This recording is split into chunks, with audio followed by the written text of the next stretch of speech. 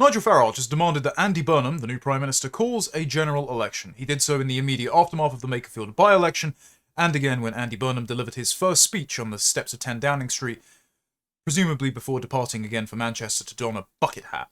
But if Reform want a general election, that means that they're not only considering themselves in a position to win one, but they think that they're ready to govern. Well, are they?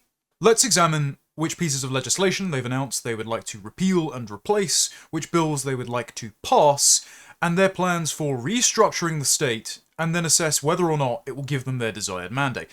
Are Reform prepared to make the revolutionary change that they promise, or will they come undone upon first contact with the civil service? Well, according to Noah Hoffman in The Spectator, they're drawing up battle plans for a general election. She writes, over at Millbank Tower, Nigel Farage is speeding up preparations for an election. Candidate applications are in and the party wants to complete vetting by the end of summer. A tall order.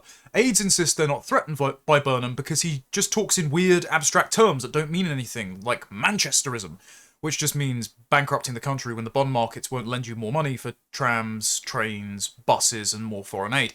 While the Tories concentrate on defence and the economy, Reform will seek to exploit the divisions among the incoming Labour leaders' supporters over immigration. During the Makerfield by-election, Burnham suggested he would support Shabana Mahmood's immigration reforms, rather than deport Shabana Mahmood. Yet many of his allies on Labour's backbenches regard those reforms as irredeemably right-wing. He will struggle on migration and HMOs, and it will be interesting for us to fight him on that ground where he's very constrained, even more constrained than Starmer was, a source close to Farage says. And they're correct to say that as much as Andy Burnham will promise the earth, and barely even deliver the moon when it comes to fixing Britain's fiscal woes, he won't be able to credibly touch immigration, because his own backbenchers and Labour's dwindling support base, some of which they've just regained from the Greens, will abandon him, seek to scupper any such agenda. So Reform has the ability to say, well, we're going to address the economic woes with a different plan, but we're also going to address immigration, which you're not even going to touch, and if you try to, they'll have you out of office faster than Liz Truss. But do Reform themselves have confidence in this plan? Well, Andrew Pearce, self-described Tory boy Pearce, who originally interviewed Rupert Lowe for the Mail, in which Rupert Lowe said Reform doesn't have a plan, and that was the pretext to Rupert Lowe being kicked out of Reform, did an article in the aftermath of Makerfield where he claims to quote a series of Reform insiders. Makerfield was a dream seat for Reform and we blew it, one party insider told me. Again, at a Westminster event, which was the launch party for Lord Ashcroft's biography of Nigel Farage, Reform supporters were dismissive of the threat posed by Restore Britain, but Reform, privately, understand that Restore Britain has nudged them rightward on a set of necessary issues, for which they're kind of thankful, but now they are worried about the electoral threat posed by Restore if they get above 3 or 4%. And so an inquest is already underway at Reform HQ, with the candidate selection process a major part of the review, but they're also trying to assess why they didn't block Burnham from winning Makerfield, and I would say that it's not worth reading Makerfield as a national barometer. Burnham enjoyed unique support in the North because he spent 9 years kissing babies and cutting ribbons without having to own any of the failures he'll now have to accept responsibility for while in government. But it is true that Reform have underperformed in previous by-elections and have stagnated and started to dip in the polls to 23 to 22%. Their lead in the last 300 consecutive polls is narrowing with Labour, which should be cause for alarm. And they have noted in here that Restore have won the social media war, even though Farage has 2.2 million Facebook followers compared with Rupert Lowe's 1.3 million. And Pearce says he can reveal that Farage has ordered his team to conduct a thoroughgoing overhaul of Reform's social media operation. And it certainly seems like some MPs in recent days are putting out more professionally crafted, edgier sounding posts. I noticed that Rob Jenrick is back to doing his man on a street videos again, which was so popular when he was Shadow Justice Minister and competing for the Conservative leadership election. But as much as Westminster won't like to hear this, it's not just a comms problem. It is very much a substantive policy and messaging problem. As in, if the core of your message is contradicted by something you say tomorrow, or even outnumbered by clips of you saying the reverse in previous interviews, then you've got a mountain ahead of you to regain that credibility you've lost with the public. I'm not saying it's not possible, just you've got to actually put the effort in. To this end, Pearce says, Reform has recently rented a second floor in Millbank Tower, which was once previously the home of Tony Blair's new Labour operation and various Conservative Prime Ministers and operations too. It's a bit like Isengard, really, in there. A senior party figure from Reform told Andrew Pearce, There will be more social media whiz kids hired to work on those 2 floors to revamp our Facebook offering. Okay, presentation matters, but what about philosophy? Well, Danny Kruger at ARC wanted to reiterate in his Day 3 speech that reform are not trying to target minorities. Quote, "We're not fighting against trans people, but the doctrine of personal self-creation, a doctrine of power and the abuse of reality, whose principal victims are the people who believe in it." Okay, that's true. The false doctrine that you can change your sex, and so you have to mutilate and sterilize yourself to the grin of pharmaceutical companies who render you a lifelong patient. And it doesn't do the vulnerable and abused any good to do so. Okay, fair enough. Then he said, "We're not fighting Muslims, but the version of Islam that recognises no allegiance to the king and parliament, that marches for Gaza but sees no sin in the subjection of women and the rape of children." Okay, that's just Islam, I'm afraid, and pretty much all Reform supporters agree with this. The overwhelming majority of Reform supporters in surveys say that they have a negative opinion of Islam, and this holds consistently across YouGov and Aim Sarah Khan's recent anti-extremism paper that is petrified of the fact that a majority of the country now believe that diversity poses an existential threat to British identity, and a third of the country want remigration, including an overwhelming majority of Reform supporters. So, actually, you kind of are opposed to Islam, I'm afraid, Danny. And he said he called for a conservative revolution, unlike the violent uprisings in Russia or France, which upended the status quo, but instead spoke in support of a turning back, an act of restoration. Okay, that's quite temperate rhetoric. I mean, we can't disagree with it, I suppose. Danny Kruger's previous interviews left a lot to be desired, where he said that Afghans could become English and he wants to turn the country into a national Michaela school. But if Danny Kruger is the brains of the operation, well, what does someone senior to him think? What does Nigel Farage think about this rhetoric? Instead, Farage has put out something curiously strong in June with his brand new Substack. A kind of 5,000-word post explaining that Britain's a two-tier state against white people. Now, this is the same Nigel Farage who a couple of years ago said, "I don't want to talk in demographic terms. I'm not concerned about the disappearance of white British demographics from Britain. I'm only concerned about cultural change," having, despite that, said 3 years previously that he was appalled that the 2021 census showed that London, Luton, Leicester, Manchester, Birmingham, Bradford were all minority white. And it seems now that the political dust has settled, the minds have been swept, and Farage is willing to make the connection between demographic disappearance, cultural change, crime, and economic instability. And for that, we have to say, well done. Now, this is in written form. I will say, if you would like to counteract the various clips of him going around saying the exact opposite to Winston Marshall and Stephen Edgington, then he should probably say this on camera in a long-form interview. He wasn't asked any questions about the subject by trigonometry. That was mainly his most recent interview in Clacton about the by-election and accusations of financial impropriety and, of course, the tragic murder of Anne Widdecombe. But once those matters are out the way, it would be worthwhile Reform putting on record their revised opinion on immigration and demographics. Because this Substack post is very strong. He opens with the murder of Henry Novak and the attempted beheading of Stephen Ogilvie, and he says, "Each year now, it seems we are confronted with a summer of unrest and a government paralysed by indecision, desperately trying to find a way to dismiss it.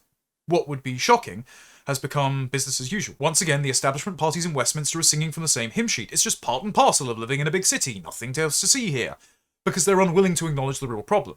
The underlying cause is simple. The British state is no longer working for everyone in the country. Across public and economic life, the power of the government has been brought to bear on tackling inequalities in a narrow and specific sense. Anything which is seen to disadvantage a minority group is cracked down on. Anything which benefits a minority and damages the white British is likely to be left alone." And he capitalises that because it's a demographic term recognised by the ONS census and the government. So yes, British people are white, as in the English, Scottish, Welsh and Irish are white. That's fine, there's no moral qualifier there, but it does mean that we know who is native to the country and who should have primary possession over the country and who should be the majority population of the country. And the acknowledgement of all those things is bound up in this piece. It just needs to be stated explicitly to regain some of the credibility among some of Reform's own supporters and the broader public who are on board for such an agenda. British people fundamentally expect a fair deal, but there is nothing fair about the way that white people have been treated by their government. Nothing demonstrates the state's commitment to anti-whiteness more than the ironically named Equality Act. It's through this legislation that anti-whiteness is institutionalised into every aspect of public life. Reform would bring this madness to an end, abolishing the Equality Act and reverting to previous anti-discrimination legislation. We'll get onto that in a moment. This would overnight make so-called positive action in recruitment and promotion illegal. No recruitment, training, or promotion policies that favour one group over another will be lawful. We will restore meritocracy, so your skin colour, sex, age, or sexuality has no bearing on your job prospects or treatment as an employee. It's the best person for the job that matters. National and local government bodies will be prohibited from engaging in or promoting DEI. To ensure democratic accountability, political appointments will be appointed from Westminster into public bodies with a mandate to enforce bans on DEI at ground level. And this requires not only the scrapping of the Equality Act, but the removal of all sorts of other bits of legislation, including the Constitutional Reform and Governance Act, CRAG 2010, which essentially prohibits ministers from hiring or firing civil servants based on job performance. We'll get onto all of that in a moment. Farage then draws upon some of our brightest and best anons, like Juice on X, and cites the share of social housing in London occupied by non-UK born people. So either foreign nationals or people who are now naturalised British citizens but who were born overseas, and so had the gall to come over and impose themselves on hard-working taxpayers. And he writes, in Westminster, 1 in 7 social tenants handed discounts on private sector rents worth hundreds of thousands of pounds over their lifetimes hold foreign passports with no British paperwork. Around 42% were born outside the UK and Ireland. For London as a whole, it's 33%. Look at the head of household without the dilution of children born here, and the figure is almost 50%, benefiting from over 3.5 billion in rent discounts every year. The absurdity of the situation is demonstrated by the almost 15,000 social tenancies handed out since 2020 to those who came to Britain as refugees. The outflow from social housing has been mirrored in the dismantling of communities in 1991. A reasonable estimate is that around 90% of Barking's inhabitants were white British. In 2001, this figure has dropped to 81%. Today, it's less than 31%. Brent has gone from 46% to 15%, Westminster for 73% to 28%, Croydon for 80% to 37%. Baked into this piece, put out under Nigel Farage's name, whether or not he wrote all of it, he clearly read it and approved it going out under his name. Baked into all of this is the concern that the white British demographic is disappearing. So is this the pretext to addressing demographic change in explicit policy terms and doing something about it? If so, excellent, because demographic change is a reasonable concern, especially as it becomes unignorable for those of us who have children, for whom their children are going to be a minority in their own generation in 5 years, and they're going to be sent to schools where in the next few years, judging by the pace of change since the early 2000s, they're going to exceed the demographic tipping point and become minorities in their own classrooms, because only about 59 to 57% of students in schools across Britain are now white British, and in certain areas, well, you're already the infinitesimal minority, and it already looks like the Michaela School there, which is undesirable. And for anyone, even in Reform, who's saying the Michaela School is essentially the model of education you would like to put forward, just know that your own voters wouldn't send their children to the Michaela School, regardless of performance, because there are no white British kids there. And we know that that's the case even for its advocates, because for all of the people praising the Michaela School, they still send their children to private schools, which are predominantly white British, and they don't send them to Michaela School, no matter the results, because of the demographic composition and the location of the school. So let's not pretend that that is a desirable fate, no matter what the exam results are, no matter how optimistic you would like to be about integration. We need to be realistic about this, as this piece is, laudably from Nigel Farage, and say that demographic change is undesirable, unwanted, and should be reversed. Farage promises that under a Reform UK government, foreign nationals will not have any access to welfare. Foreign nationals who are unable to relocate to private rented accommodation after a 3-month grace period will lose their right to remain and be liable for deportation under Operation Restoring Justice. I wouldn't give them the grace period. They've already had the vanity of coming over and taking taxpayers' money, living at the expense of the British taxpayer without having ever been asked to come here, and so I just send them home. And I would also restrict it to anyone born overseas. It doesn't matter whether or not you're given a British passport. You don't just get to go to another country and say, I demand free money from the native population there. I wouldn't dream of doing that in Japan or India or any other country, so why should they be able to do it here? Not that the Japanese and Indians claim welfare at the same rates, mind you.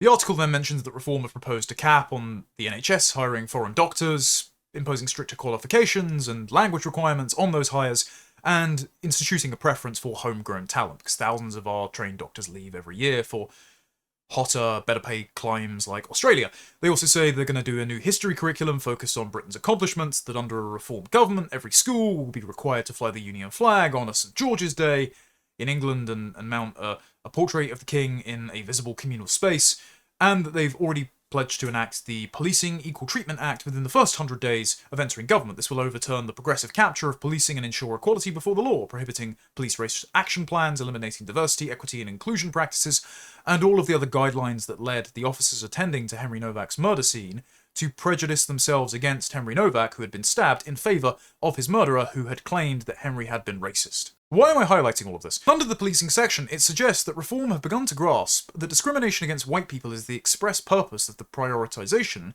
of equality as a value. Farage says, the issue here is that disparate outcomes do not always equal discrimination. That's why the police's embrace of equity at the expense of colourblind policing is so sinister. It sees racism where there is none and imposes genuine discrimination in response. A failure to understand this basic concept has caused dangerous outcomes. A gangs matrix that predicted future crimes based on affiliation with gang members was halted after it was accused of algorithmic bias after black men were disproportionately flagged. Disproportionality was meaningless in this case if it wasn't made clear who the figures flagged by the matrix were compared against: the general public, who are on average most likely to be white, or gang members, who are more likely to be black. The same category error is applied to stop and search, restricted by Theresa May and the Tories. Despite making up only 13% of London's total population, black Londoners account for 45% of London's knife murder victims, 61% of knife murder perpetrators, and 53% of knife crime perpetrators. So it made sense that stop and search efforts would be similarly focused, but the obsessive focus on racism against minorities and the supposed risk of white violence runs directly against what we can actually see in the figures: highly disproportionate rates of violence committed by ethnic minority criminals against white victims. Just so you understand this, the potential future Prime Minister of the UK is currently 1360 posting on Substack, with graphs. Also, in this Substack, Farage blames the Macpherson report for telling police that they were institutionally racist, for the reason why they stopped policing black crime in many respects.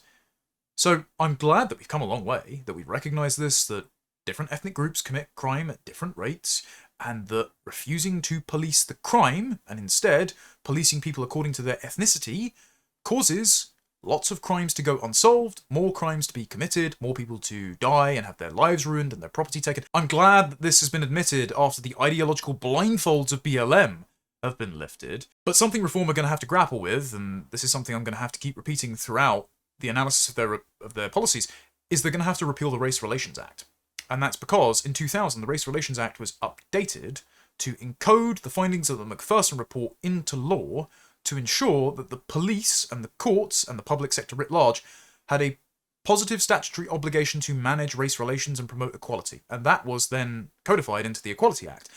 And that would be one of the bits of legislation that Reform are proposing you default back to after you repeal the Equality Act. And it would certainly, unless expressly prohibited in legislation, be a piece of legal precedent that the judiciary, who are filled with activists, would like to apply, appealing to common law precedent, to try to prevent Reform from doing anything like their Equal Protection Act. So unless you explicitly prohibit the use of the Race Relations Act, unless you go back and repeal it as a precautionary measure even after repealing the Equality Act, you're going to run into the same problems as Macpherson. You're going to run into the same problems of positive action and anti-racist policing and institutional anti-white bias. So you need to do that. The 2000 amendment extends further the 1976 version of the Race Relations Act in relation to public authorities outlawing race discrimination in functions not previously covered. It places a duty on specified public authorities to work towards the elimination of unlawful discrimination and to promote equality of opportunity and good relations between persons of different racial groups. It makes chief officers of police vicariously liable for acts of race discrimination by police officers, and amends the exemption under the 1976 Act for acts done for the purposes of safeguarding national security.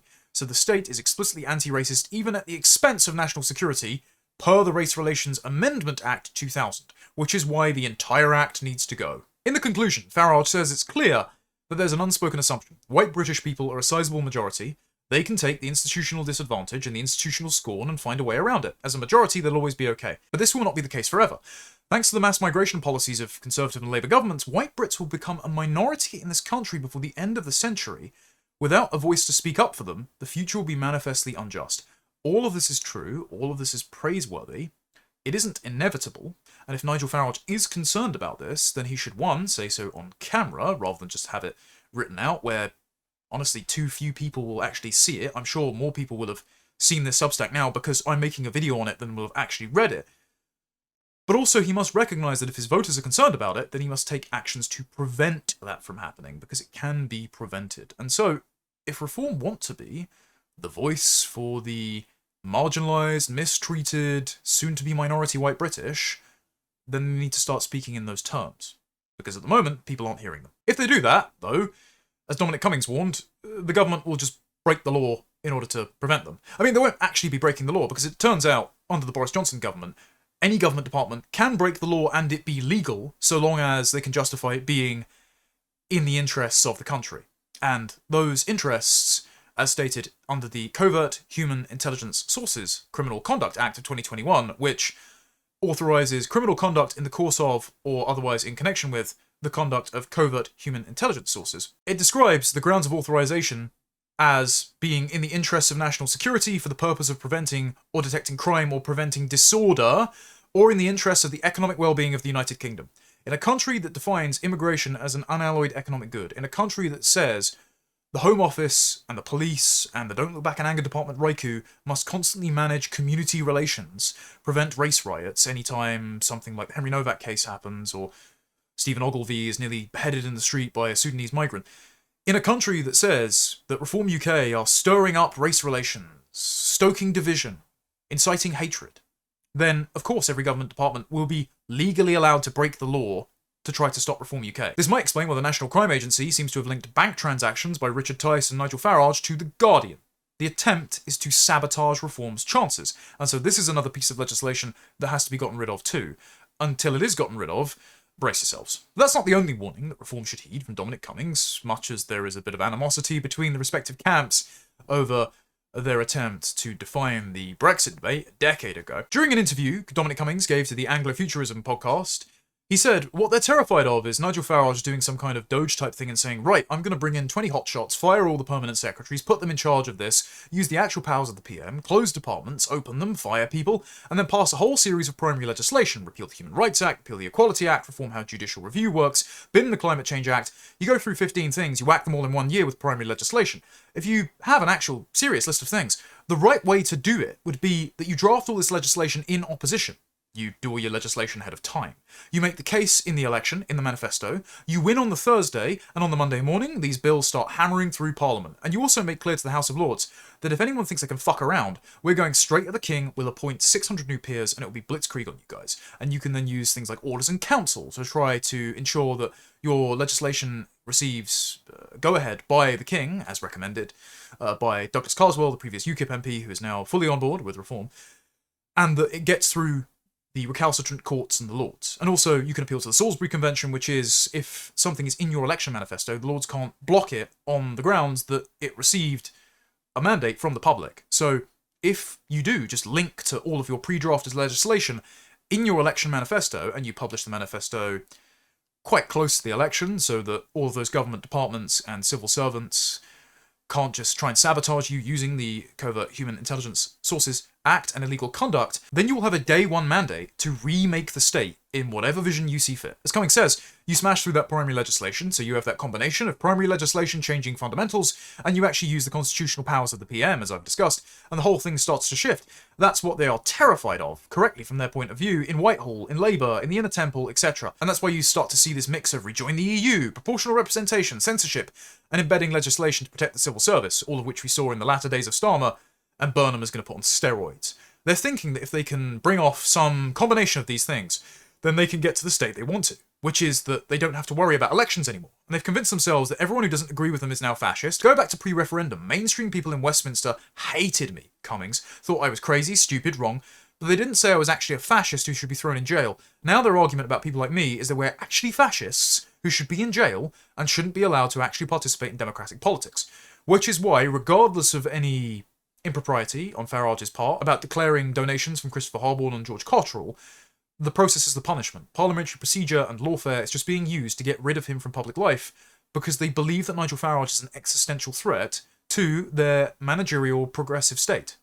And, in a way, they're right if Reform are preparing to do all this. And so some in the political ecosystem have heeded these warnings, particularly the Prosperity Institute, now led by my friend Paul Coleman, formerly of ADF International, and they have began drafting bills to leave the European Convention on Human Rights, to reinstate free speech in Britain, and to repeal the Equality Act. And we'll give a brief overview to all of these. We'll highlight some areas as to why they're necessary, what they do, and try to develop the ideas, because I think there's been a few elements missed in each bill, and I want to put them on the radar of both the excellent lads at Prosperity Institute, like Emmanuel, Alexander, Fred Fossard, but also those that are listening to me within Reform HQ, because I'm surprised at how many people actually watch my stuff. So this bit of legislation, leaving the European Convention on Human Rights, was written by Damien Shannon, and it's a draft bill to repeal the Human Rights Act 1998 and to trigger Article 58, which commences the 6-month departure period of withdrawal from the European Convention on Human Rights, so Britain can regain its legal sovereignty. It also would repeal the Human Rights Act,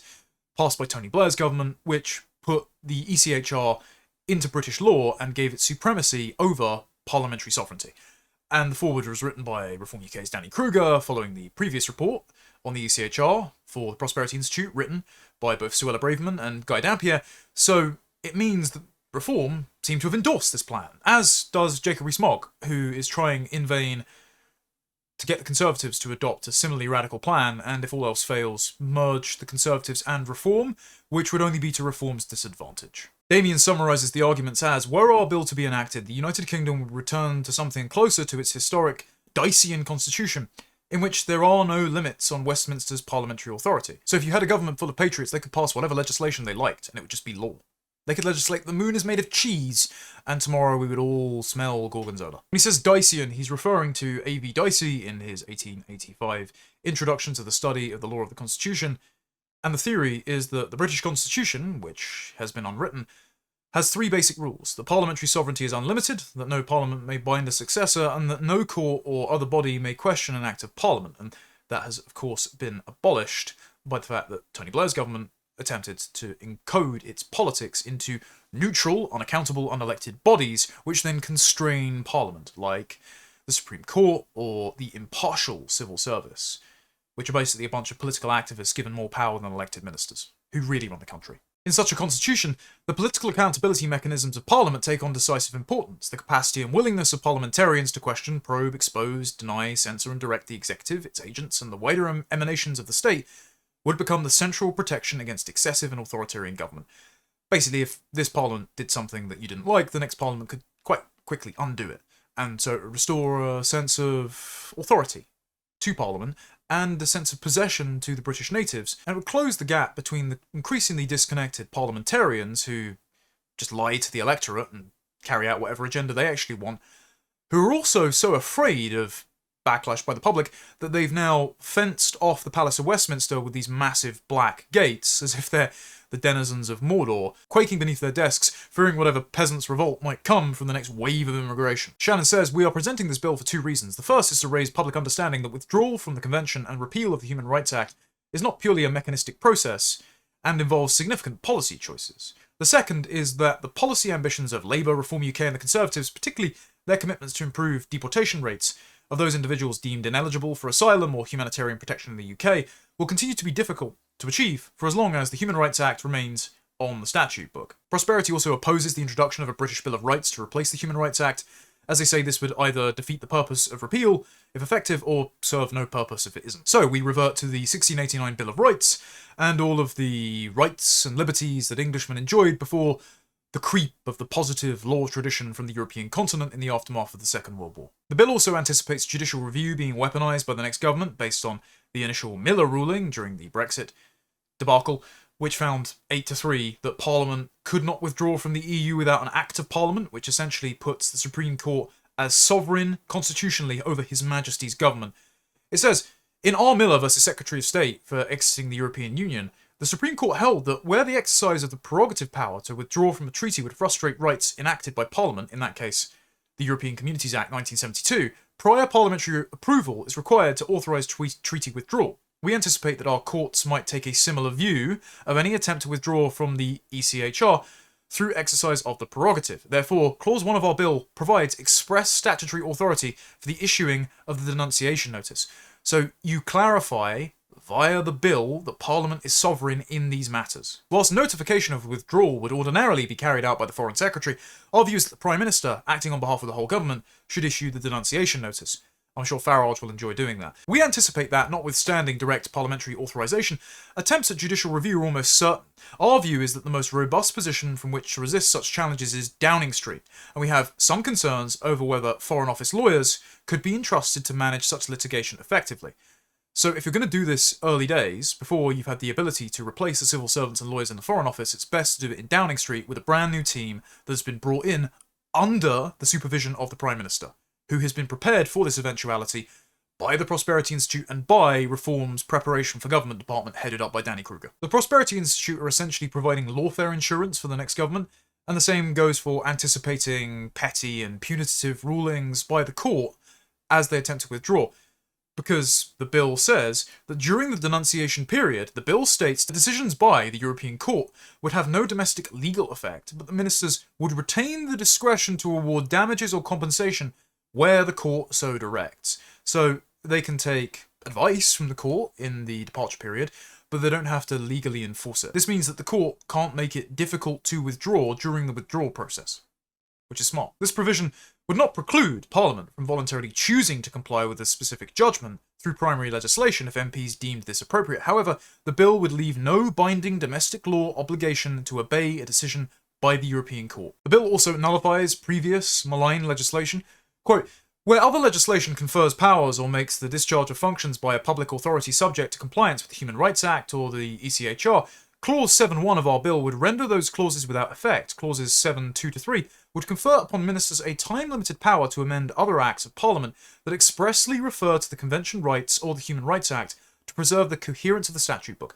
So there will be an interim period where a series of very qualified lawyers, probably under the direction of the Attorney General, will be going back through the statute books to look for references to the European Convention on Human Rights, the jurisdiction of the European Court, or the application of the Human Rights Act, and will be striking those, amending those laws, in order that the other laws on the books remain coherent and enforceable, despite all those references being withdrawn. As does Clause 8.1 of the bill, which clarifies that in the discharge of their functions, public authorities that were within the scope of the Human Rights Act would no longer be allowed to take account of the Convention rights or seek to give effect to them. Clause 8.2 would require those same public authorities within 1 year of the bill's receiving royal assent to review any guidance, policy, or any published document and modify its contents to ensure they were consistent with the bill, as does Clause 8.3.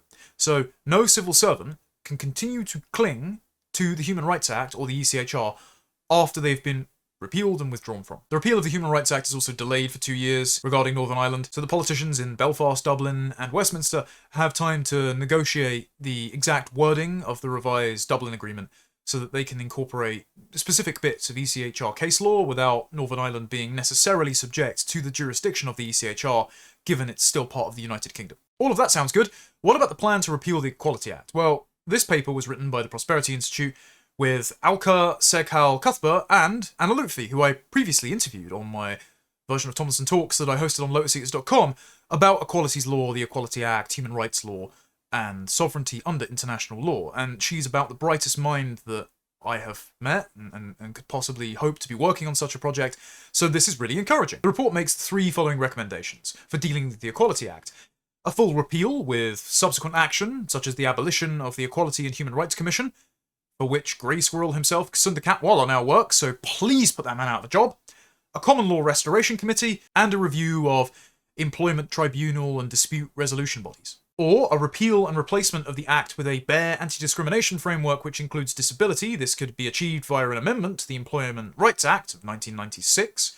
That's something that likely Reform UK are going to pursue, but I would actually urge them to just bin off the Equality Act entirely and keep some very limited provisions in there for, I don't know, pregnancy, disability, and bits of the Sex Discrimination Act from the 70s. Or, the least desirable option, a partial repeal, targeting the most egregious elements of the Act, such as the public sector equality duty, positive action, indirect discrimination, harassment, equal work, religion and belief protections, and gender reassignment provisions. The reason that a full repeal is advocated by the authors is because, they say, we argue the Equality Act has had deeply negative consequences for Britain's traditional legal system and wider culture by demoting freedom and universal equality and replacing it with a culture of risk aversion and victimhood. From our study, we conclude that these are not problems contingent on poor implementation or political activists, rather they are inherent within the Equality Act itself. Now, I disagree with the real liberalism has never been tried, equality is actually good framing of the critique, Because the Equality Act is premised on the anthropology of fundamental human sameness, the idea that equality is the original position of mankind, and so any inequality is proof of oppression, and so equality is something desirable to aim towards. I understand the idea of equal treatment before the law, in the courts, during policing, that your behaviour is the only thing that should be policed or reprimanded. That makes sense, but that's not equality in the post-Enlightenment age. Equality means that because we all share rational faculties, because we're all in the category of human beings, we must all want the same thing, and if we don't have equal outcomes, then it's proof that someone somewhere has taken something away from you. And we just need to jettison that entire idea. That is the jet fuel in the engines of grievance-based victimhood politics. And we just shouldn't give it any quarter in public life. And so it's not that the Equality Act had noble aims, but the act itself is fundamentally flawed, and that we should be trying again with something else. Is that we should just completely abandon the idea of equality and instead allow the prudence and good nature of British people to manifest virtue and prosperity through self-association. We should just trust in our population being the best in the world, that they're going to produce a nice country if left to their own devices. That this problem is latent within liberalism, and thereby the Equality Act, is evident in the author's diagnosis of the problem. Under the subheading From Anti-Discrimination to Equality, they say, first, the goal of ensuring equal opportunity is loose and diffuse compared to prohibiting acts of discrimination. Because if someone has unequal outcomes, then the presumption is, if they're basically the same, they must have had unequal opportunities, and so the state must intervene at all stages of public and private life to ensure equality, because disparate outcomes is proof of disadvantage and oppression. So, ensuring equal opportunity is a never-ending goal, so we shouldn't care about equality of opportunity or equality of outcome. We should care about self-association and prosperity. Secondly, implementing all-encompassing legislation based on an idea of social equality developed by lawyers means that all sorts of social interactions have become matters for the courts to decide whether or not the idea of equality is A, relevant in specific instances, or B, best served by legal intervention. So the state becomes this all-encompassing arbiter of what proper social and professional conduct is, because if society is not manifesting equality, then there is presumed to be something wrong with it. Patrick Janine summed this up best in Why Liberalism Failed. Quote, liberalism understands liberty as the condition in which one can act freely within the sphere unconstrained by positive law. This concept effectively brings into being what was merely theoretical in its imaginary state of nature, shaping a world in which the theory of natural human individualism becomes ever more a reality, now secured through the architecture of law, politics, economics, and society. Under liberalism, human beings increasingly live in a condition of autonomy in which the threatened anarchy of our purportedly natural condition, being free and equal, is controlled and suppressed through the imposition of laws and the corresponding growth of the state, with humanity liberated from constitutive communities, leaving only loose connections, and nature harnessed and controlled. The constructed sphere of autonomous liberty expands seemingly without limit. Ironically, the more completely the sphere of autonomy is secured, the more freedom and equality is secured, the more comprehensive the state must become, the more intrusive legislation becomes. Liberty, so defined, requires liberation from all forms of associations and relationships, from family to church, from schools to village and community, that exerted control over behaviour through informal and habituated expectations and norms. These controls were largely cultural, not political. Law was less extensive and existed largely as a continuation of cultural norms. The informal expectations of behaviour learned through family, church and community. With the liberation of individuals from these associations, there is more need to regulate behaviour through the imposition of positive law, like the Equality Act. At the same time, as the authority of social norms dissipates, they are increasingly felt to be residual, arbitrary and oppressive, motivating calls for the state to actively work towards their eradication. Liberalism thus culminates in two ontological points: the liberated individual and the controlling state. The individual, who is presumed to be free and equal in their natural state, and the state which notices they are neither free from anyone else's expectations or equal in their outcomes to everyone else, and so must intervene throughout their entire life, cradle to grave, to ensure that they are free and equal. But while variants of liberalism are native to England, in many respects it's how the English think of themselves individualistically abstracted out into an ideology to disastrous consequences, one alien element of the Equality Act is its incorporation of continental European positive law.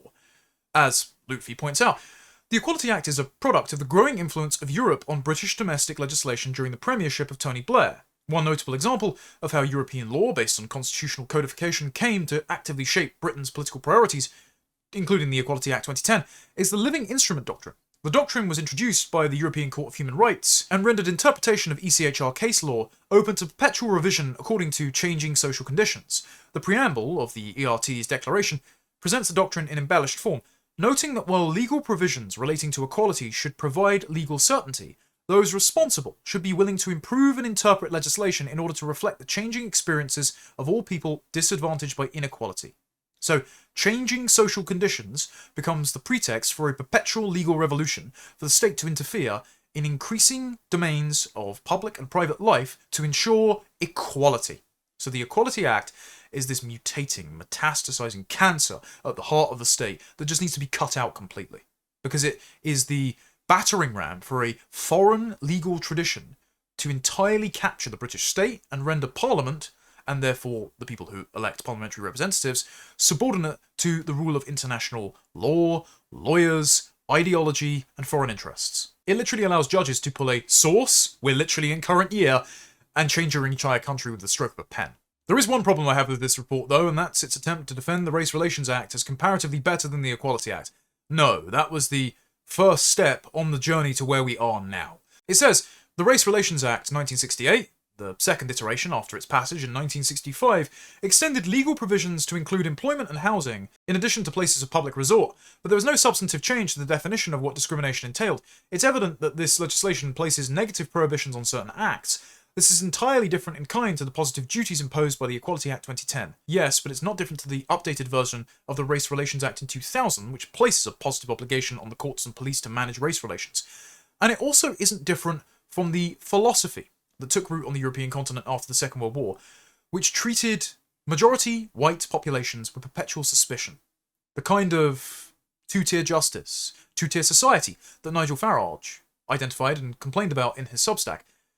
So if you want a country where the native population feel in control of their own country again, where their state is not looking at them with perpetual suspicion of being Hitlerian racists, then you need to just get rid of the Race Relations Act. And trust that the population will treat other people as they would like to be treated, because we tend to just take everyone as we meet them and extend them manners and courtesy. Here's why the Equality Act is particularly pernicious. Section 149(1)(a) and (b) creates the public sector equality duty, and it requires the elimination of discrimination, harassment, and victimization, or any other conduct that is prohibited or under this Act. Harassment, defined in Section 26(1)(a) and (b) of the Equality Act 2010, is defined as unwanted conduct related to a protected characteristic that has the purpose or effect of violating dignity or creating an intimidating, hostile, degrading, humiliating, or offensive environment. So that's incredibly vague. It's just, again, based on perception and self-identification. So any grievance monger with an axe to grind and money to earn can just claim discrimination or harassment and get healthy payout from the Equality Act, or else demand that you hire them on lucrative positions and never fire them, otherwise you're a racist. Section 149(1)(c) requires public authorities to foster good relations between those who possess a protected characteristic and those who do not. And Section 149(2) extends the public sector equality duty beyond public authorities to anyone exercising a public function. So any corporation that has a contract with the government, or any corporation which could be credibly seen by the government as having a public function, must show due regard to protected characteristics, must positively discriminate in favour of people with protected characteristics against white people and men. They must foster good relations, which means keeping company records under the Companies Act 2006, on their social impact or their environmental impact. They must ensure that they are permanent policemen of interactions between imported and native groups, between different sexual identities, between men and women, between the disabled and the able-bodied. This ensures that the state becomes a panopticon, whose anti-racist eye is on us at all times like Big Brother. This has to be gotten rid of. But, yet again, it's inherited from the Race Relations Act. So if you just get rid of the Equality Act and default back to the Race Relations Act, you'll still have the statutory obligation for the police and the courts to foster good relations between protected characteristic groups, whites and non-whites. You'd still have an anti-white state. Discussing the Act after its passage, Bob Heppel outlined the 5 generations of legislation, explicitly noting the shift from formal equality to transformative equality under the Equality Act. The first generation was the formal equality of the Race Relations Act 1965. The second was the extension of formal equality under the 1968 Race Relations Act. The third generation was the further extension under the Equal Pay Act and the Sex Discrimination Act, moving towards substantive equality in the provision of compensation for discrimination and new monitoring bodies, such as the Equal Opportunity Commission. You can see the cancer metastasizing.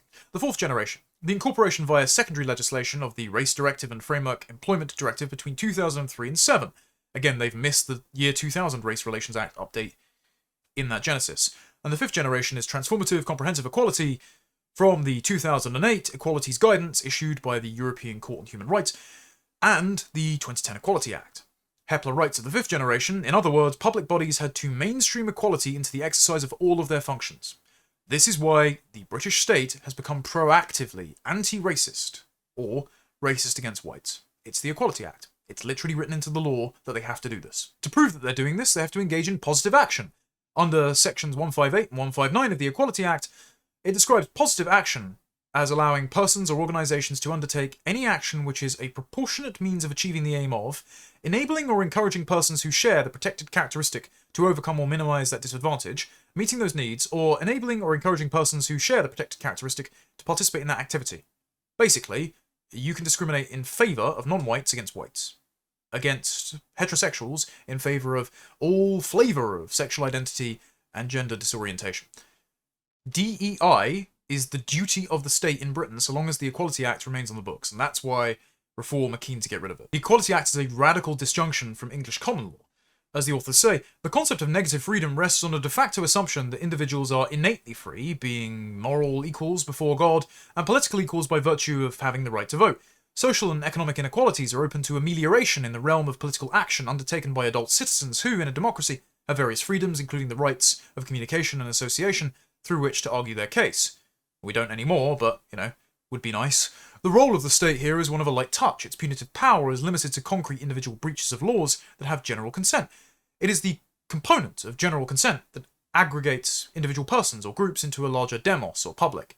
The concept of positive freedom, embodied in the Equality Act, rests on an assumption that freedom and equality are goods to be conferred by the state upon individuals whose innate powers are limited or unrealizable due to social and economic inequalities. Basically, the state acts as a kind of god, presuming that human beings at some unknown time were pried free from their free and equal Eden, and so they must act, showing their hand, performing miracles of redistribution, in order to bring them back to a state of freedom and equality. It's very much the Rousseau doctrine in The Social Contract and Discourses on Inequality that says human beings wandering around in the woods, birthing babies and not raising them, eating berries, living in paradise, until one man picked up a rock and said, "This is mine." And with that, he introduced inequality from nowhere, and the state exists to codify that inequality, to protect private property, and so now the anti-racist liberal state must redistribute private property to ensure that we all have equal shares in property, and the scales will fall from our eyes, and we'll all go back to living as if we were in the woods again, in our state of nature. Here, they say, the role of the state is to be more interventionist in addressing inequality directly at the level of national policy. The tendency is to look for patterns among disadvantaged individuals to arrive at disadvantaged groups whose equality the state can actively secure. This could describe the post-war social democratic state, which has to believe that everyone is equal, because the Nazis were racist, and if you notice differences between groups of people, well, you're no different than a Nazi, and if the animating principle of the post-war state is to not be a Nazi, because we kill Nazis, our founding mythology is that we fought the Nazis, then we must do the opposite of what the Nazis did, and we must insist that everyone is equal, and so the state must force everyone to be equal, using the Equality Act. Funnily enough, I don't think that if we get rid of the Equality Act, we're going to become a Nazi. The Equality Act also introduces perverse incentives and DEI requirements into the workplace. The authors say it encourages employees to view all contractual breaches, disagreements, or workplace disputes through the lens of discrimination, and to claim the breach occurred because of, or in relation to, a protected characteristic. So not only do workplaces in the public sector have to hire people on DEI grounds, but they can't fire them either, because the risk of an employment tribunal or a lawsuit for unfair dismissal on the grounds of violating protected characteristics are so high that you just bake incompetence into the system. So the only thing you can do is hire aggrieved racial and sexual activists in public and private bodies who run it into the ground, but you can't get rid of them, otherwise you'll actually be sued for more than the very little profit you're left making after hiring these freaks in the first place. So does the Companies Act under Section 414C. It mandates that companies have to carry out strategic reports which assess their relative information about environmental matters, including the impact of the company's business on the environment, the company's employees, and social, community, and human rights issues. So wokeness is a permanent consideration of any company operating in Britain. They have to spend significant time and resources on accounting for it, which means that they must be present in the company in the first place. So that has to go as well. For this reason, the report authors note, It's not uncommon for an advocate to hear privileged conversations in which particularly small to medium-sized business owners will vocally resolve in private to avoid hiring from groups considered to be high liability for vexatious claims brought under the Equality Act, such as women of childbearing age or from ethnic minority backgrounds. This is because of the nebulous definition of discrimination used in employment tribunal cases. It results in a finding of more than trivial, which ensures that the claim succeeds, and shifts the burden of proof yet further away from the claimant, who only has to show prima facie case that discrimination may be the explanation for the acts complained of. The burden then shifts under the Equality Act to the respondent, who must show that the act complained of was not discriminatory. You're trying to prove a negative. It's the legal equivalent of asking, when did you stop being a witch? It's better to avoid employment tribunals altogether rather than sit in the ducking chair and drown and be acquitted posthumously. It also results in absurd cases like that of Next or Birmingham City Council, where checkout staff or cleaning staff complained that because they were women, they are somehow being paid at a disadvantaged rate relative to bin men or warehouse workers who involve more physical exertion and dirt under their fingernails doing their job, which then causes the company or council to pay out so much money that they border on bankruptcy. And in Birmingham, there were bin strikes leading to rubbish piling high in the streets. This is all because, under the Equality Act, in respect of indirect discrimination, an employer cannot justify separate pay structures for male-dominated and female-dominated jobs, doing work of equal value, where the structures result in lower pay for the female group. Since this is indirect sex discrimination, who determines equal value? A judge. So it's basically a Marxist reading of labour value, saying that I, as an administrator, I, as a lawyer, I, as a state functionary, can sit there and pick and choose which jobs are of equal value because of the time worked, or because they're roughly the same domain, despite a bunch of other factors that make them not at all identical, that determine whether men or women go into the profession, including physical strength requirements. So we have essentially a command economy structure created by the Equality Act, one which is very costly to both the public and private sector. And this is another reason why it has to be gotten rid of. And this is just as wasteful for the public sector as it is the private, because a government corporate report on equality, diversity and inclusion spending within the civil service found that a total of over 27 million had been spent between 2022 and 2023. That was on the watch of, by the way, Antonia Romeo, the Queen of Woke, who is now the most senior civil servant in the land.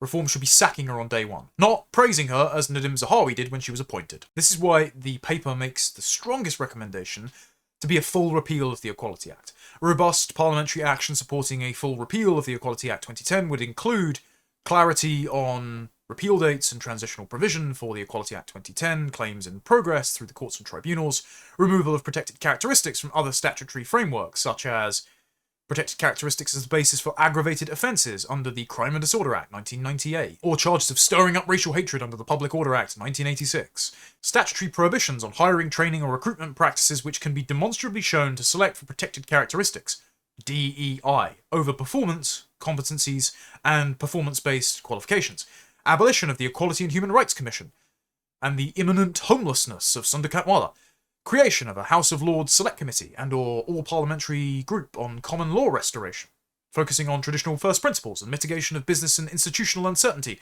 post-repeal of the Equality Act, and a commission of an independent review on reform and overhaul of existing ACAS early conciliation methods and employment tribunals. All of these are very sensible recommendations that, now that they've been written in a Prosperity Institute paper, reform should start preparing for. They shouldn't accept the watered-down alternatives, which is a repeal and replace option of the Equality Act 2010 with an amendment of the Employment Rights Act, which states that any personal characteristic insofar as it is immaterial to the successful performance of an employee's contractual role cannot be fair reason for dismissal, or a partial repeal of just the public sector equality duty, positive action, and sections 19, 26 and 65, and the sections on religion and belief and gender reassignment as being protected characteristics. That's just not enough.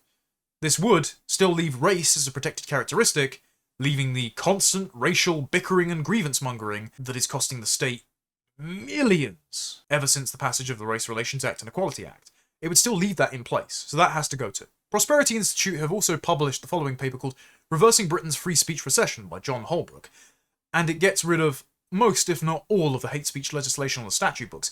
It's also been endorsed by Suella Braverman, who's Reform spokesperson for education, and has the portfolio of the Repealing the Equality Act. She was Also previously the government's Attorney General and Home Secretary under the previous Conservative government, and I like Suella, don't get me wrong, always been very polite when I've met her, but she did pass the Public Order Bill 2023, which then contained not just guidance which made the recording of non-crime hated incidents even worse, but also introduced the abortion buffer zones, which criminalised private prayer in someone's head in the vicinity of an abortion centre. So I suggest some scrupulous reading of the legislation, and fortunately, you know, stuff by the Prosperity Institute seems to be pretty well drafted, and there's still time between now and the next election to improve things, but I suggest some very close reading of the legislation before it's passed in future, so that unforeseen consequences like those buffer zones or that increased recording of non-crime hate incidents don't manifest under a reform government. I also asked her during the Family Education Trust conference a couple of months ago whether or not a repeal of the Equality Act would result in a repeal of the Race Relations Act, and she seemed to suggest no, so that should be corrected. One reason, as Lord David Frost writes in the foreword to this paper, quote, "The paper traces the story back to the 1965 Race Relations Act, which first established that the state could criminalise a particular kind of political belief, and then crucially onto the Public Order Act 1986, which made it illegal to cause harassment, alarm, or distress on the grounds of race. So, yes, to restore free speech, to ensure that everyone is treated equally under the law, you have to get rid of the Race Relations Acts too." That's what the author says in the executive summary. By making it an offence to stir up racial hatred in 1965, the government criminalised expressed beliefs on the basis that they were wrong beliefs. With this new offence, the government established that the state had a right to limit the expression of beliefs of a particular kind. After 1965, any debate about race and immigration could extend without limits in a liberal direction. Immigration and multiculturalism are good, but those who took it in the opposite direction, immigration and multiculturalism are bad, ran the risk of prosecution. So, by repealing the Race Relations Act, reform makes its own political horizons broader. The second act to abridge a legal norm was the Public Order Act 1986, passed by Thatcher, which criminalised for the first time words that were likely to cause harassment, alarm, or distress. This threshold was much lower than had existed in previous legislation that had required the prosecution to show that offending words were likely to provoke a breach of the peace, as in imminent incitement to violence. With this new offence of causing harassment, alarm, or distress, the government established that the state had a right to limit speech which threatened to cause neither a breach of the peace nor violence. Both are the foundations for criminalisation of speech, which then cascaded into online offences of stirring up hatred, which reached their zenith of prosecutions during the 2024 post-Southport process and riots, and the era where 33 people a day were receiving knocks on the door or being arrested for offensive speech uttered online or in person. So this bill proposes they repeal Section 5 of the Public Order Act 1986, which criminalises speech merely because it may cause harassment, alarm, or distress, repeal 3 existing communications offences under the Malicious Communications Act 1988, the Communications Act 2003, and the Online Safety Act 2023, and replace them with one offence of communication that is intentionally menacing or targeted. I disagree with that, we'll get onto that in a moment, and repeal all hate speech laws and statutory guidance. It would remove the intending to cause distress offence under the Malicious Communications Act 1988, the improper use of a network Communications Act 2003 offence, section 127, which was the statute cited to prosecute Count Dankula for the Nazi pug video, R.I.P. Buddha, the false communication offence from the Online Safety Act 2023, drafted by Nadine Dorries, who's currently in reform, and the threatening communication offence from the Online Safety Act 2. It proposes replacing them with an offence of communication that is intentionally menacing and targeted. A person is guilty of an offence if he sends or causes to be sent a targeted communication that was menacing to the intended or likely recipient on the basis of being grossly indecent or grossly offensive, threatening, or false and known or believed to be false by the sender, which the sender either intended to be menacing or was aware that it was likely to be menacing to the intended or likely recipient. Sorry, but this isn't good, because this, again, puts the power of interpretation in the hands of malign judges, many of whom are trained as part of the Fabian Society of Lawyers. So, I would not do this at all. I would remove the term grossly offensive, because that allows judges to determine what is and isn't offensive. I would instead incorporate the following suggestions from the Adam Smith Institute's Freedom of Speech Bill by Preston Byrne, Michael Reiners, and Elijah Granite. There is an express protection for freedom of expression. The right of any United Kingdom person to hold opinions and to engage in lawful expression shall not be violated by the state, except as expressly permitted by this act. This includes speech which is popular or unpopular, is regarded by a person as offensive, grossly offensive, insulting, abusive, shocking, blasphemous, obscene, indecent, or otherwise objectionable, and advocates the alteration or abolition of existing laws and institutions, or is inoffensive and widely accepted. Lawful expression includes, but is not limited to, the right to engage in spoken or written expression pertaining to any matter of public interest, morality, philosophy, religion, or politics, and the right not to be compelled to engage in expression pertaining to any matter of public interest, morality, philosophy, religion, or politics. There is also no right not to be offended. There is no right in law not to be offended by the expression of others. A United Kingdom person does not commit an offence and does not incur civil liability merely because his or her expression is grossly offensive, insulting, abusive, indecent, shocking, distressing, caused an emotional or intellectual impact on, or feelings of, any hearer or recipient of the expression. There should be no legislation which criminalises hurt feelings. So I don't know why that made it into the Prosperity Institute's recommendations. That should be removed. The state can only prohibit imminent incitement to violence. In fact, the state themselves, under this bill, are prohibited from censoring. In relation to any United Kingdom person, the state must not, directly or indirectly, prohibit, restrict, or penalise, or threaten to prohibit, restrict, or penalise lawful expression. Directly or indirectly subject any United Kingdom person to detriment in employment, office, education, access to services or benefits on the grounds of lawful expression, or threaten to do the same. Directly or indirectly impose conditions on the grant of any licence, authorisation, recognition, funding, or other benefit requiring that a United Kingdom person refrain from lawful expression, or adopt any particular political, moral, or ideological opinion, or threaten to do the same. Or directly or indirectly maintain or apply any policy or code of conduct that purports to prohibit, restrict, or penalise lawful expression, or threaten to do the same. So the state can't, for example, coerce Silicon Valley and social media and YouTube into restricting the livelihood of its critics, which would come in handy given the current Labour government is designed to do exactly that under Andy Burnham. It's also prohibited from monitoring non-crime speech, such as non-crime hate incidents. The state must not, directly or indirectly, for the purpose of punishing or chilling lawful expression, create, maintain, or share any record, database, or file which identifies a United Kingdom person as having engaged in lawful expression or threatened to do the same, or, directly or indirectly, for the purpose of punishing or chilling lawful expression, record lawful expression as a non-crime hate incident, which was caused, again, by the Macpherson Report, the Race Relations Act, and the desire for police not to be seen as anti-racist, therefore penalising white people, and their negative perceptions and opinions of non-whites who commit vast amounts more violent crime. And, joyfully, the funding for bodies like Hope Not Hate or the Centre for Countering Digital Hate, which Andy Burnham has embedded into Downing Street, becomes prohibited under this act. So Reform should definitely adopt this, because it makes their enemies' attempts to sabotage their political project all that much harder.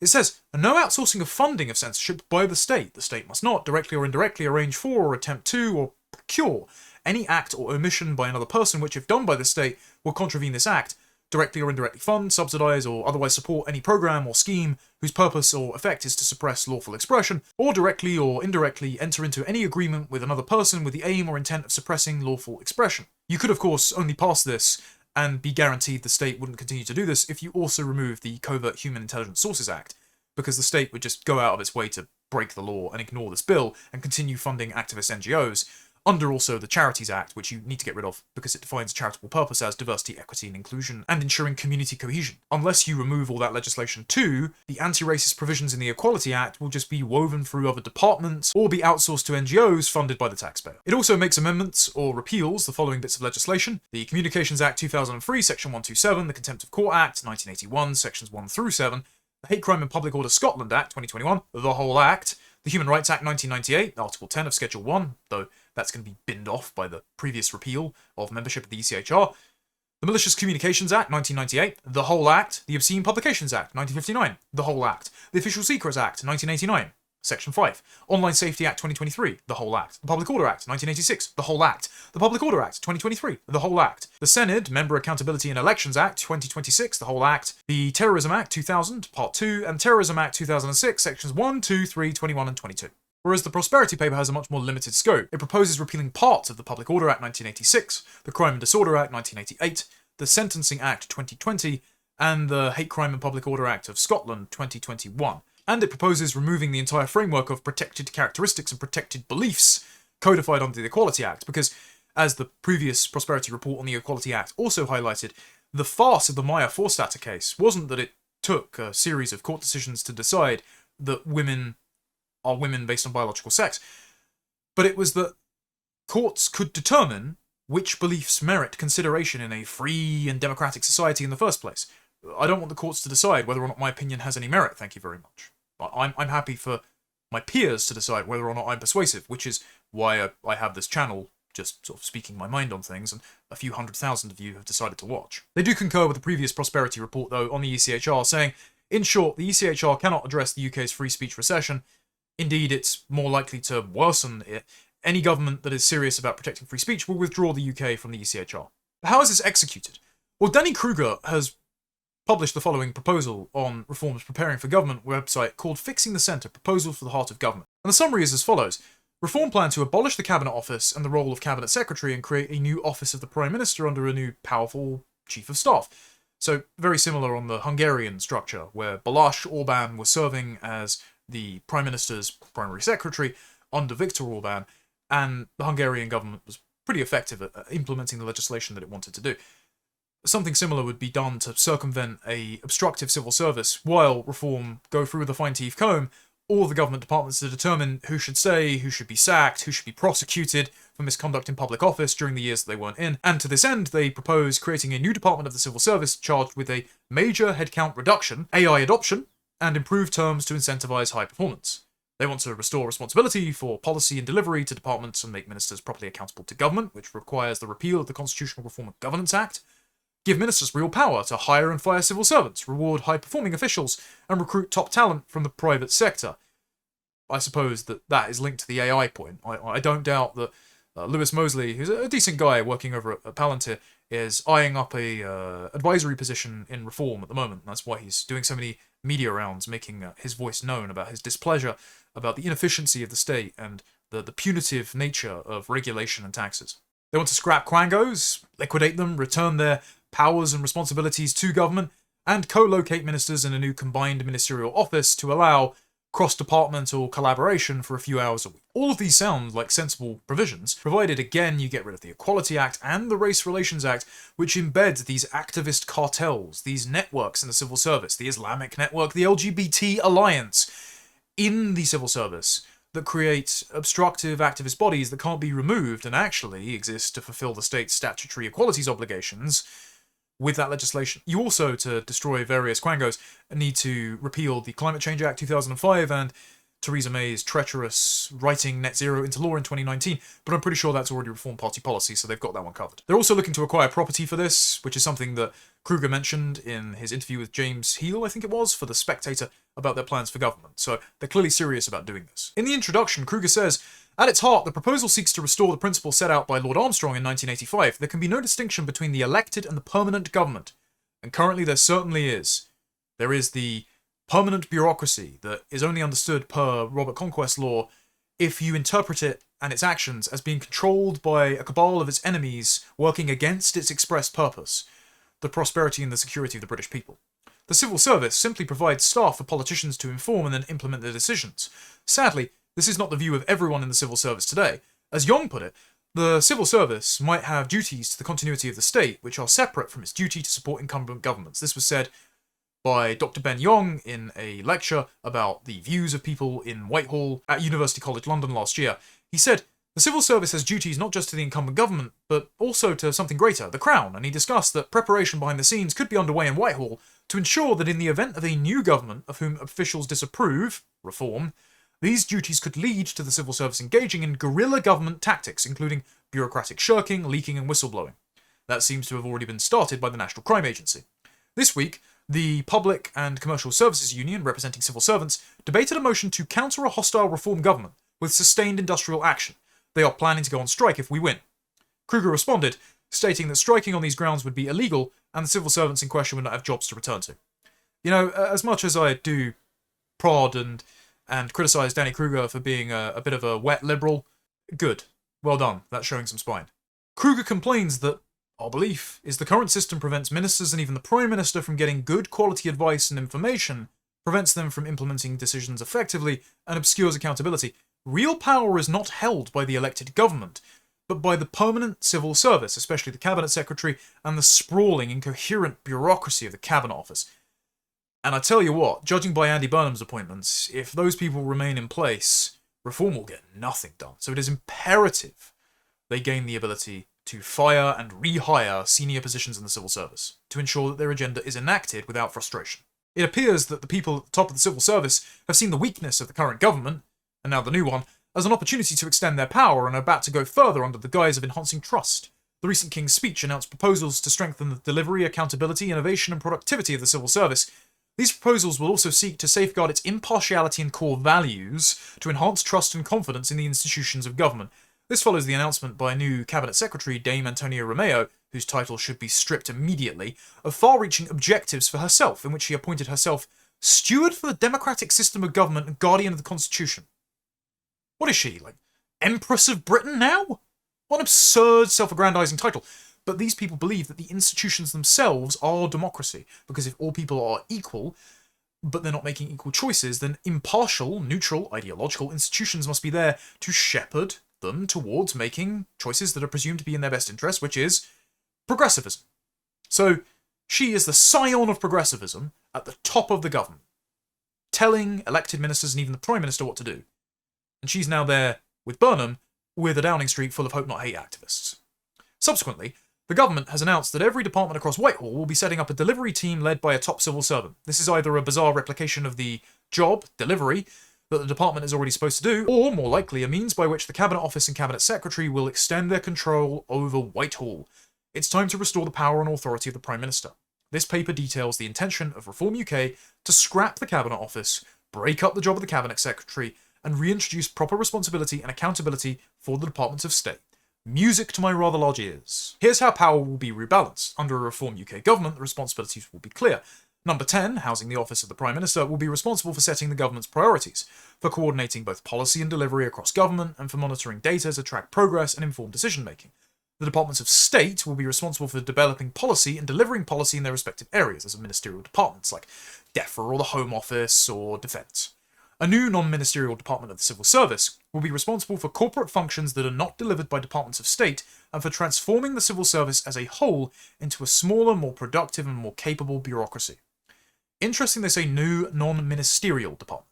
That means they're going to hire political appointees to restructure the civil service, probably with business and administrative experience. So this will probably be senior business executives that have aligned with reform already, like the aforementioned Lewis Mosley or Ben Delo. The Cabinet Office will be abolished and replaced by two new institutions, an Office of the Prime Minister and a Department of the Civil Service. Its policy-making functions will return to departments, and these changes will allow for the majority of the 11,000 staff currently employed by the Cabinet Office to either be made redundant so they can't just sit there monitoring our social media posts the entire time, or return to specialist functions in departments, shrinking the overall size of the state, which is per capita larger than communist China's. The Cabinet Secretary's post will be abolished and split into 3 jobs. The role of Principal Policy Advisor and Gatekeeper to the PM will be filled by a Chief of Staff, who will be the Senior Special Advisor in Government. The Chief of Staff will be appointed personally by the PM, and is likely to be highly aligned and a trusted political staffer who arrives with the PM from opposition. So similar to how the American President can make thousands of executive appointments to ensure that their executive branch functions can be fulfilled. The role of managing the flow of information and decisions into and out of the Cabinet and Cabinet committees will be filled by a Chief Secretary, reporting to the Chief of Staff. The Chief Secretary will oversee the combined Domestic Policy Secretariat. This job is also a political one, and it's expected the post holder will be appointed from outside the civil service. And the role of Head of the Civil Service will be filled by the CEO of the Department of the Civil Service. They will be responsible for managing the currently 550,000 strong civil service, and for transforming it into a much smaller and more productive organisation, not least through the adoption of AI.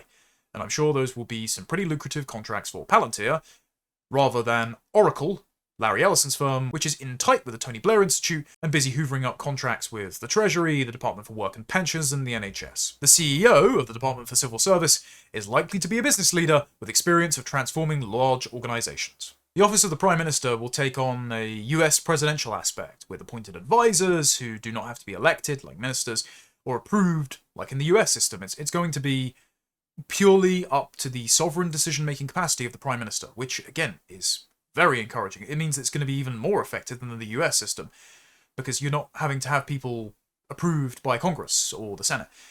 The Office for the Prime Minister will be led by the Prime Minister's Chief of Staff, who will manage with full power of appointment and dismissal all staff working there. Work is underway to prepare the relevant measures to allow the Chief of Staff and select other appointees to exercise their powers. Under the Chief of Staff, reform expects to appoint the following staff: a National Security Advisor, who will lead the National Security Secretariat and advise the Prime Minister and Cabinet on foreign, defence and security policy. The Chief Secretary will lead a Domestic Policy Secretariat to support the Prime Minister, Cabinet and Cabinet committees on all economic, social, constitutional and cultural policy, incorporating the work of the current Economic and Domestic Affairs Secretariat.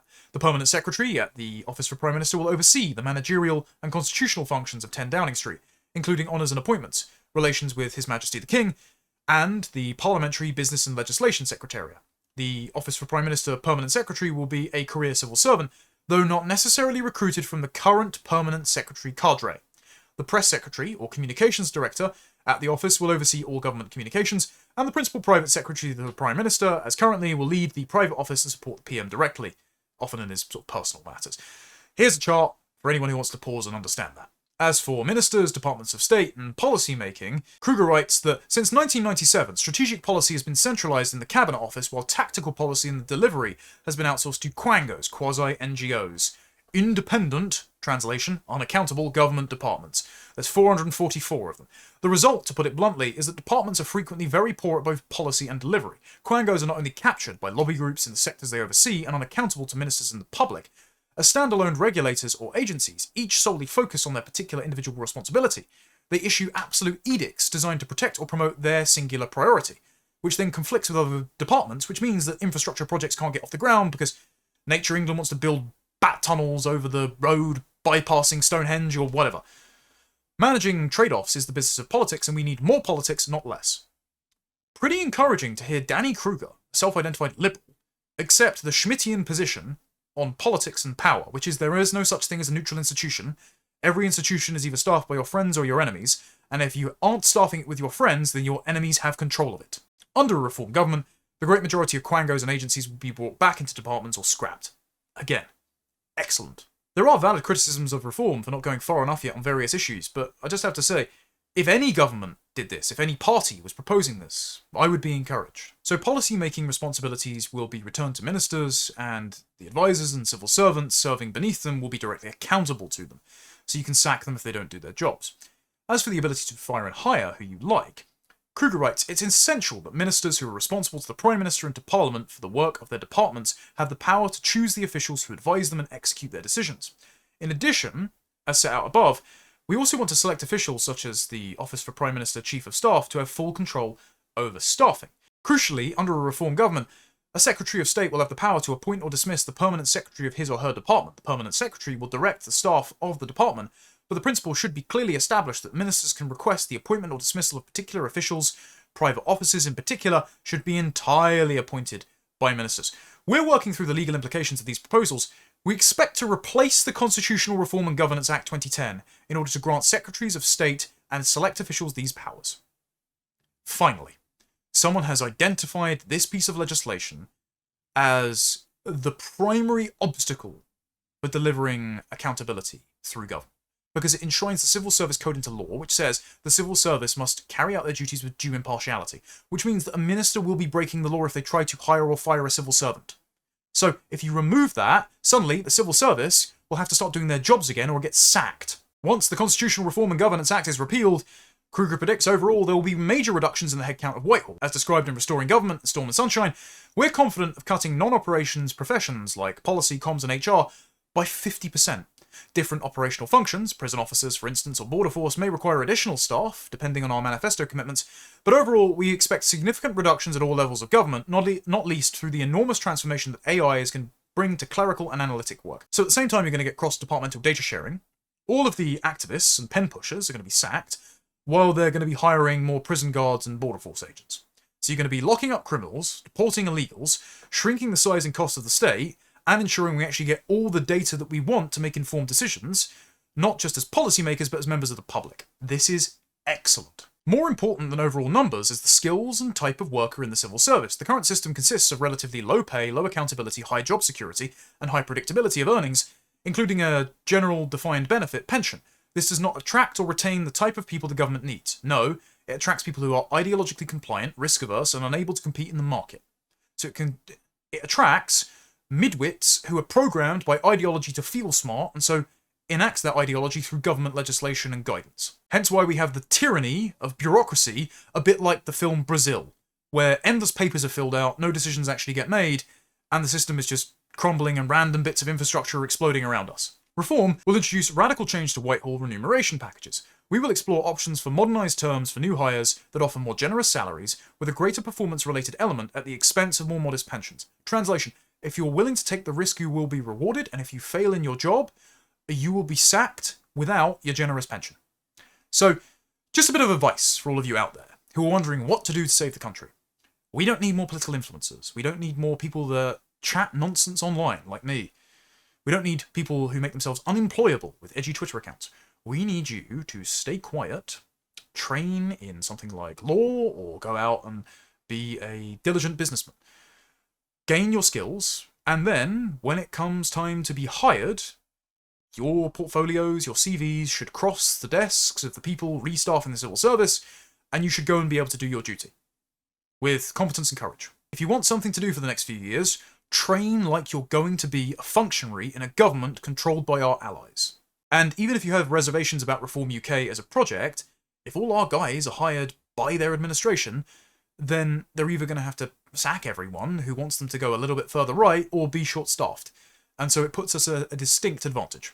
Scrapping the Cabinet Office also means losing central coordination of the civil service fast stream, which the Cabinet Office administers. This is a good thing. While we might retain the fast stream brand, departments should manage their own recruitment schemes, competing for talent and developing strong career pathways for specialists in the field. Also, the civil service fast stream uses the Equality Act and discriminates against white guys. So, getting rid of it and allowing departments to conduct their own hiring schemes and hire and fire who they like is brilliant, because it means more patriots and more competent personnel are going to be hired, and all the activists are going to be driven out into the darkness with much wailing and gnashing of teeth. They also promise to significantly cut the policy profession, which has more than doubled in the last 10 years, without any noticeable improvement in policy making. A key requirement of people advising ministers on policy in a reform government will be analytical and project management, i.e. delivery, skills. The people informing policy decisions should be those who understand, both analytically and empirically, the thing they are talking about. Perish the thought that that should be a requirement for being in a government department. We will always need expert analysis to build complex models and supply detailed interpretation of data, and we will need people whose core job is operational delivery. Basically monetizing their instincts and their energy, which is a good approach to have. But we do not need the current large number of policy professionals with few quantitative skills and limited understanding of what it takes to execute policy on the ground.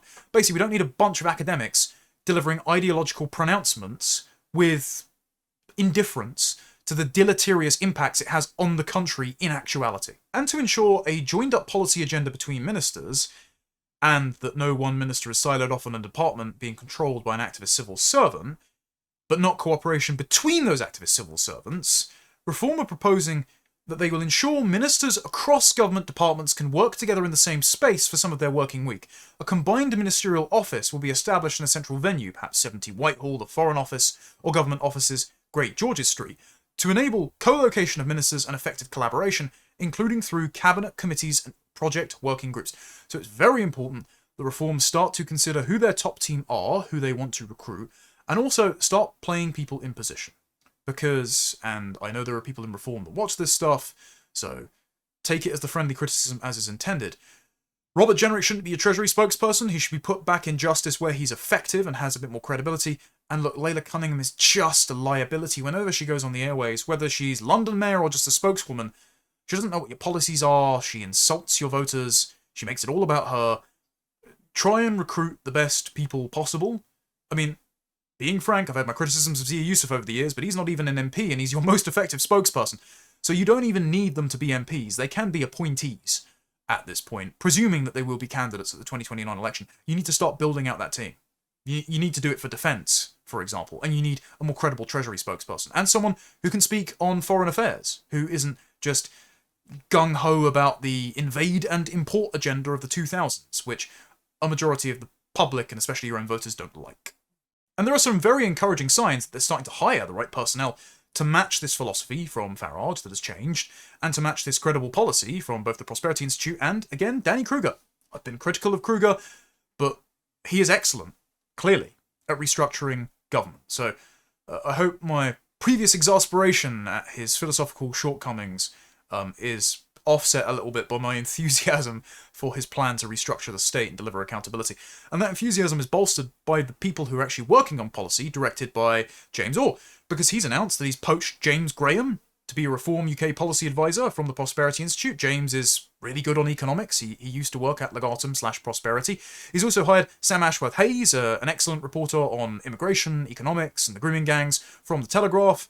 Sam is an astounding journalist, so James is really packing out the team with credible policy analysts. And then I saw a lot of people dogpiling on a guy called Amir Johal, and he is a Sikh, Indian by heritage.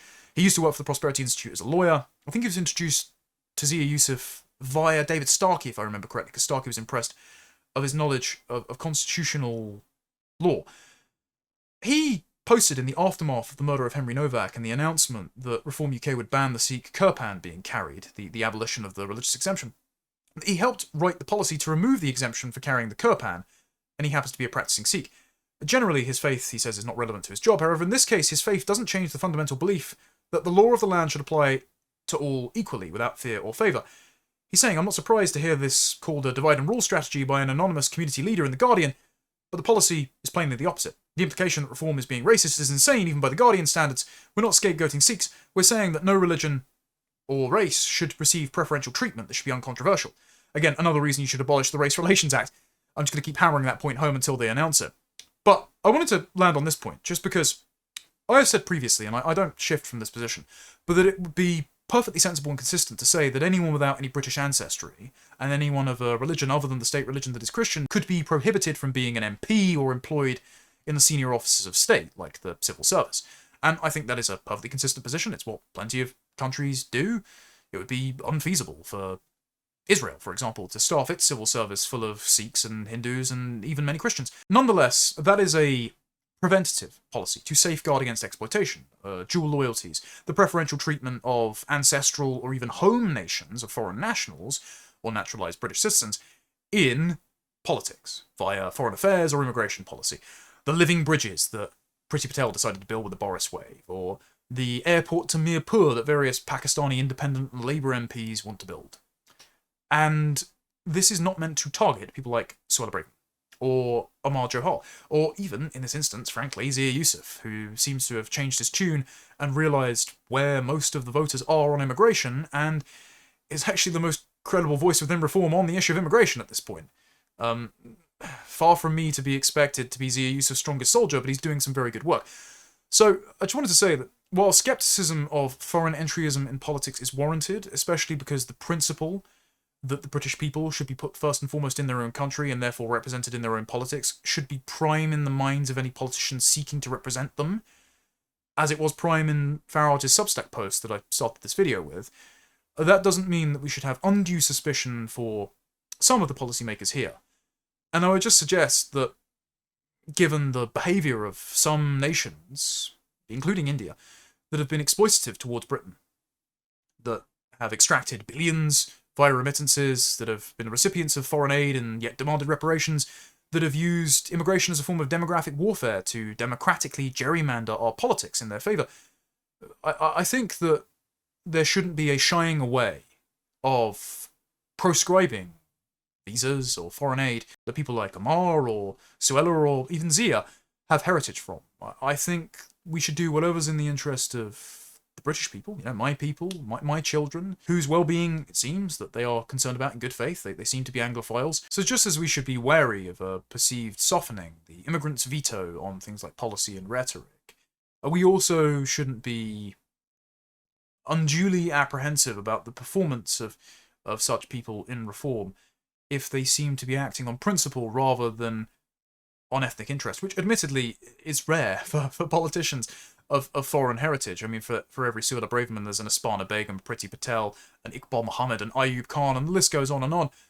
And nevertheless, this seems to be a series of encouraging personnel appointments and policy promises coming out of reform. And so, assessing their plan for governing so far, it looks pretty good. They just need to strengthen their protections of free speech. I'd say just adopt the Adam Smith Institute's free speech bill wholesale. And they need to commit to abolishing the Race Relations Act entirely, and entrust that the British public will exercise their prudence and their affinity for fair treatment, and that you don't actually need a permanent legislative regime that treats majorities with suspicion regarding their conduct with minorities.